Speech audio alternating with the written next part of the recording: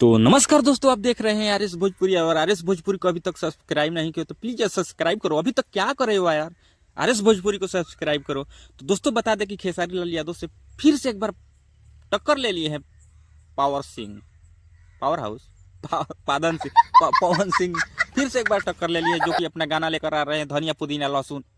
धनिया पुदीना लहसुन नहीं, धनिया पुदीना लहसुन नहीं, ये अपना गाना लेकर आ रहे हैं, ऐसे मजाक करें। पवन सिंह अपना एक गाना लेकर आ रहे हैं, काहे रुसेलू, काहे रुसेलू बोलो, काहे रुसेलू ए जा।